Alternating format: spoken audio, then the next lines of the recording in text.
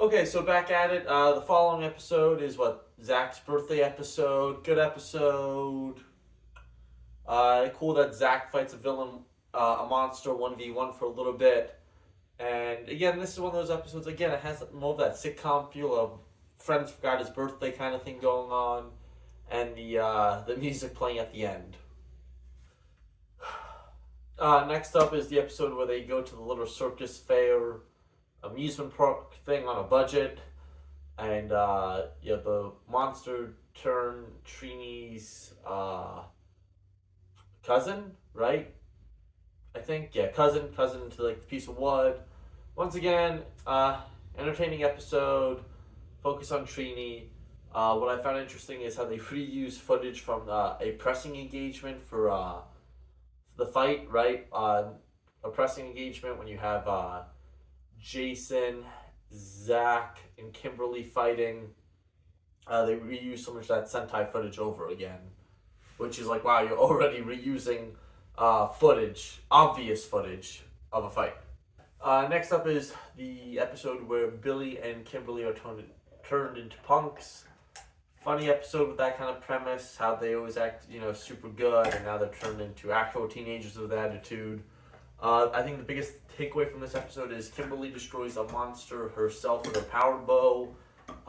This is the first time we do see that. So in terms of monsters not destroyed by a power blaster or Megazord, at this point we have Jason destroying one monster with just a Tyrannosaurus Dinozord, and now Kimberly destroying a monster with the power bow. Okay, we got another good Billy episode with his first actual full-on love interest of the show, who's in a single episode, never shows up again, wears all blue like him, is nerdy like him, once again only to disappear and never be seen again. I really like the Sentai footage in this episode. The action's a lot of fun, so there's that to take into account.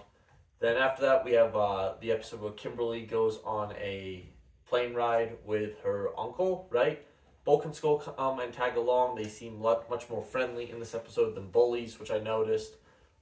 Just as an excuse to get to go on the plane ride, but even still, there was a more of a friendly, they're annoying dynamic than the bully dynamic we see in these earlier episodes.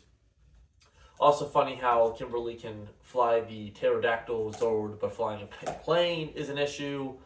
I guess just, when you're a Power Ranger and you're morphed, the ability comes natural, which we see since a lot of the times, the Rangers obviously are more capable, just not only, with that, but fighting when morphed. So I think that plays off of the ability just to have everything increased with the powers, obviously.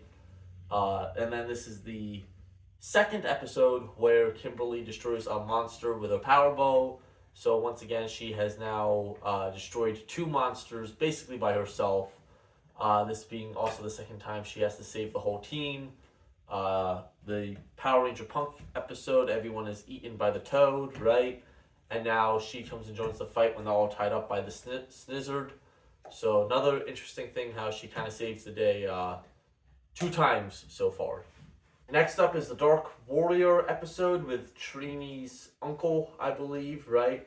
Again, it's a good episode for Billy and Jason in terms of Billy re-enrolling in the karate classes Jason teaches.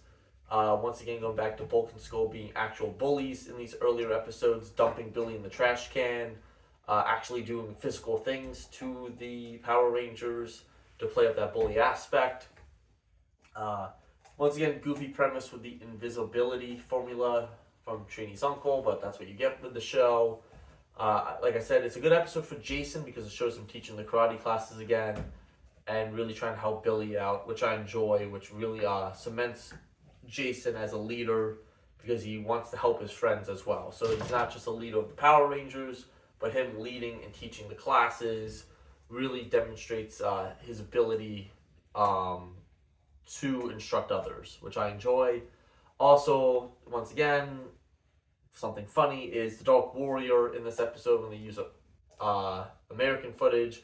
The guy just has like a blue shirt on that does not match the Japanese footage, which is just funny how they just shot him like behind the arm right here, and it's clearly not the right costume. And then finally, the last pre-Tommy episode we have is the switching places episode. So another funny trend is Billy and Kimberly being the two Rangers to have something happen to their bodies in these early episodes. First they're turned into punks, now they switch places.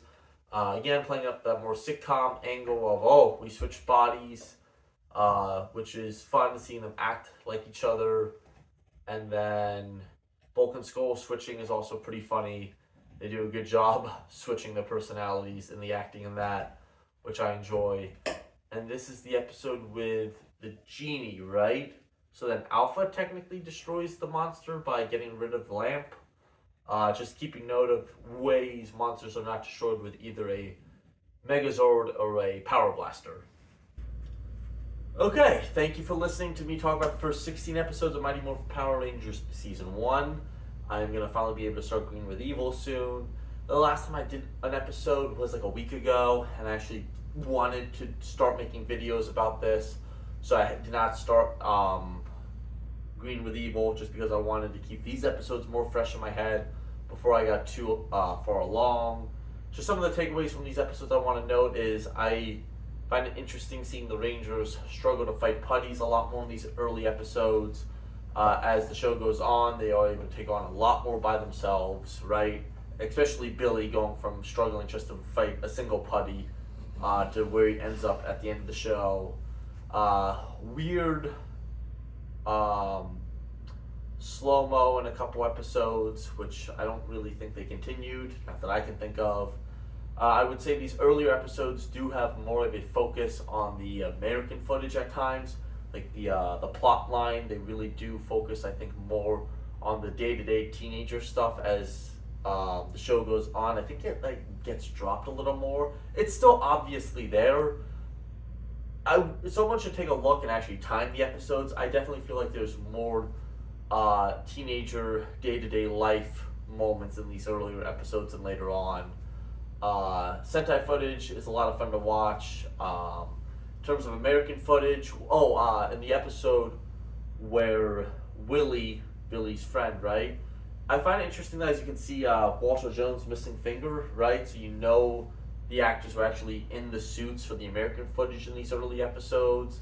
At some point, it's definitely stunt doubles because when the original cast, Jason, Zach, and Trini leave halfway through season 2, the Rangers in the suits in the American footage still look the same. So by that point, it's got to be stunt doubles because there's no physicality change between how Jason and Rocky look or the other two Rangers. I wonder when that is. Maybe after the first 40 episodes, when they started filming for the second batch of season 1 episodes, the last 20 with like the Zoo 2 footage. If someone knows when the original actors stopped wearing the suits and it was doubles, that would be cool to know. But definitely just seeing that missing finger confirms that. And I like the monster designs early on in Mighty Morphin. They really stand out from the the Minotaur, the Snizzard, Bones, Pudgy Pig.